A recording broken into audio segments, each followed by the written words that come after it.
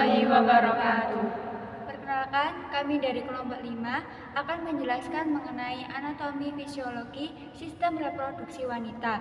Perkenalkan, nama saya Lintang Maulidina Rahma dengan NIM 020. Perkenalkan, nama saya Apta Regina Tunggareswara dengan NIM 019. Perkenalkan, saya Afi Kurnia Rizkia dengan NIM 021. Saya Reza Firia Putri Marifin dengan NIM 018. Berikutnya saya akan menjelaskan mengenai siklus menstruasi. Apa sih siklus menstruasi itu? Jadi, siklus menstruasi adalah proses perubahan pada organ reproduksi wanita untuk mempersiapkan kehamilan.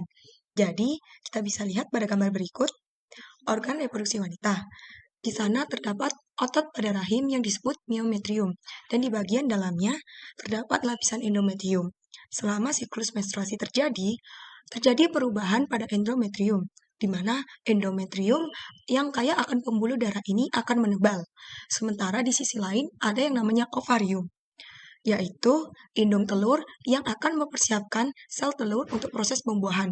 Jadi, setelah dibentuk, sel telur tadi akan berjalan menuju tuba Pavlovi dan sel tersebut akan menunggu sperma yang datang untuk membuahi sel telur tersebut.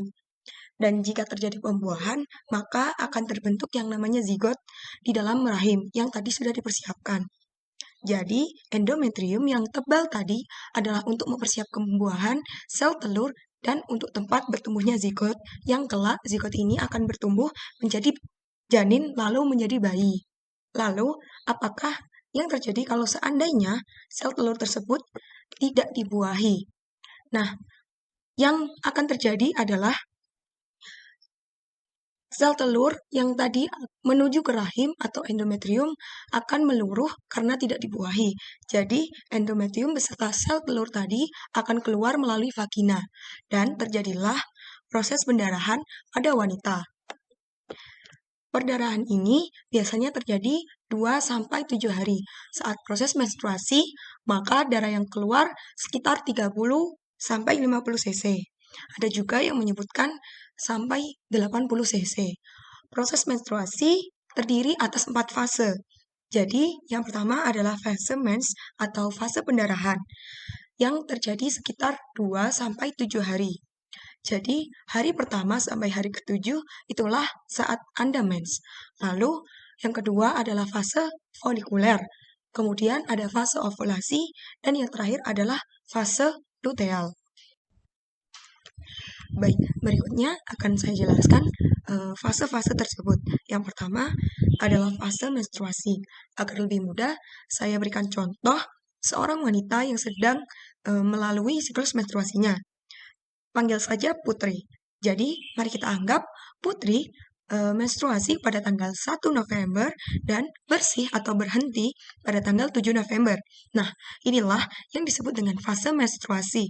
Jadi, biasanya gejala yang akan dialami Putri karena menstruasi ialah perutnya mulai terasa sakit pada hari pertama. Hal ini terjadi dikarenakan dinding rahim harus berkontraksi untuk mengeluarkan darah dari endometrium yang luruh tadi, dan juga sel telur yang tidak dibuahi. Jadi, endometrium yang luruh tadi akan menjadi perdarahan.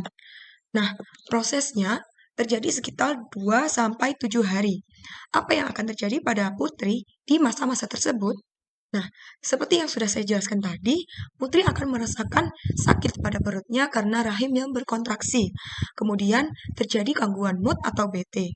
Hal ini bisa terjadi dikarenakan penurunan kadar estrogen.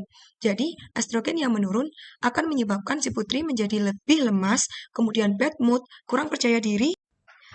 Baik, kita lanjut ke fase yang kedua, yaitu fase folikuler, di mana pada fase folikuler ini kelenjar pituitari pada otak akan menstimulasi atau menghasilkan hormon yang namanya FSH, yaitu follicle stimulating hormone, di mana akan terjadi pembentukan.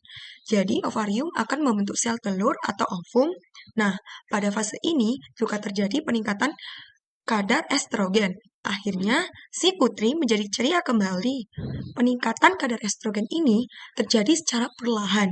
Jadi, pembentukan atau fase ini terjadi kurang lebih sekitar 13 hari. Baik, Selanjutnya kita masuk ke fase yang disebut fase ovulasi. Hal ini terjadi pada hari ke-13 dan hari ke-14 pada siklus menstruasi putri. Pada fase ini, ovarium yang tadi memproduksi sel telur akan masuk ke dalam tuba Fallopi. Jadi, sel telur ini akan berjalan ke tuba Fallopi dan pada fase ini pula terjadi pelonjakan estrogen. Jikalau estrogen sudah naik, maka si putri tadi akan mencapai puncak-puncaknya, dia merasa ceria, percaya diri, dan gairah seksnya juga meningkat pada tanggal ke-13 dan tanggal 14 ini, karena terjadi lonjakan dari estrogen tadi. Oke, selanjutnya kita masuk ke fase selanjutnya, yaitu fase luteal dari siklus menstruasi. Fase luteal ini terjadi pada hari ke-15 sampai hari ke-28, di mana kadar estrogen mulai menurun. Di sisi lain, progesteron mulai meningkat, dan akhirnya terjadi penebalan pada dinding endometrium seperti yang telah dijelaskan sebelumnya. Pada fase ini, kita tinggal menunggu apakah sel telur tadi akan dibuahi atau tidak. Jika tidak terjadi pembuahan, maka indung telur atau ovarium akan menghentikan perlahan produksi estrogen tadi.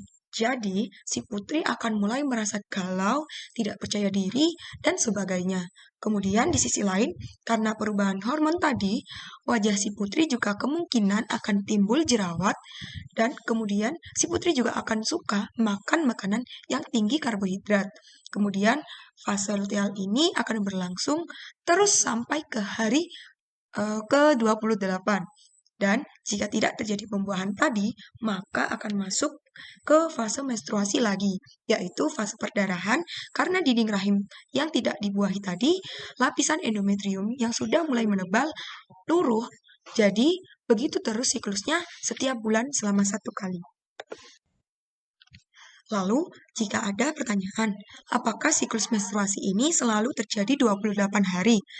Nah, rata-rata memang terjadi 28 hari, akan tetapi tidak selalu tepat 28 hari. Bisa jadi plus minus 7. Apa sih plus minus 7?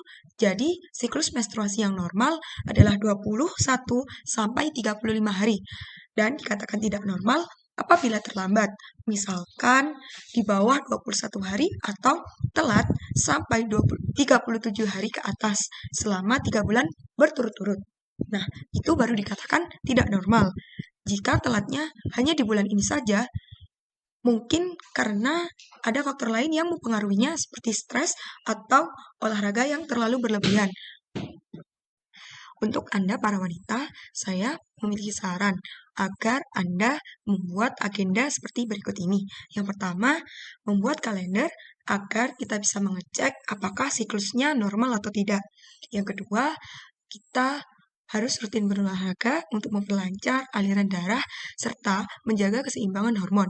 Yang ketiga adalah makan makanan yang bergizi seimbang. Yang keempat, istirahat cukup 6-8 jam. Yang kelima, mengelola stres dengan baik. Yang keenam, hindari rokok serta alkohol.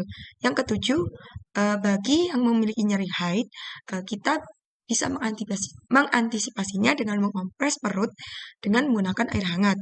Yang kedelapan, mengganti pembalut setiap 3 jam sekali. Dan pilihlah pembalut yang baik dan nyaman. Yang kesembilan, senantiasa menjaga kebersihan organ reproduksi. Dan yang terakhir, jika mengalami gangguan siklus menstruasi, segera beritahu orang tua dan konsultasi ke dokter. Itulah 10 agenda yang kita sebagai wanita harus lakukan. Assalamualaikum warahmatullahi wabarakatuh. Perkenalkan, saya Afikunia Rizkia dengan NIM 021 akan menjelaskan perhitungan masa subur. Masa subur terjadi di masa ovulasi, yaitu sel telur perempuan yang sudah matang dan siap dibuahi agar terjadi kehamilan. Masa subur waktunya itu tidak panjang dan perlu perhitungan yang tepat supaya masa subur bisa ditentukan. Perlu diketahui, masa subur tiap perempuan bisa berbeda-beda, tergantung siklus haidnya berlangsung. Siklus haid dihitung dari hari pertama menstruasi sampai hari sebelum dimulainya menstruasi untuk bulan berikutnya. Semisal tanggal 1 menstruasi, Terus tanggal 1 bulan berikutnya menstruasi lagi, berarti siklus haidnya adalah 30 hari. Tapi biasanya siklus haid perempuan itu 27 sampai 35 hari atau rata-ratanya 28 hari. Walaupun begitu, siklus haid perempuan bisa berubah-ubah dan tidak teratur. Untuk menghitung masa subur, kita perlu mengetahui siklus haid yang terpendek dan siklus haid yang terpanjang. Semisal, siklus haid yang terpendek adalah 27 hari dan siklus haid yang terpanjang adalah 30 hari. Kemudian, siklus haid yang terpendek ini kita kurangi dengan angka 18, hasilnya 9, dan siklus haid yang terlama kita kurangi dengan angka 11, hasilnya 19.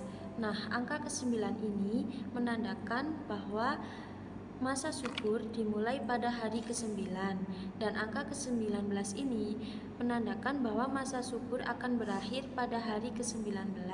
Dengan asumsi misalnya hari pertama haid adalah tanggal 1 dan siklus kamu bergeser antara 27 sampai 30 hari, maka masa subur kamu dimulai pada tanggal 9 sampai 19. Perhitungan masa subur ini juga bisa dilakukan atau bisa menggunakan aplikasi modern lainnya. Sekian video dari kami, semoga bermanfaat. Wassalamualaikum warahmatullahi wabarakatuh.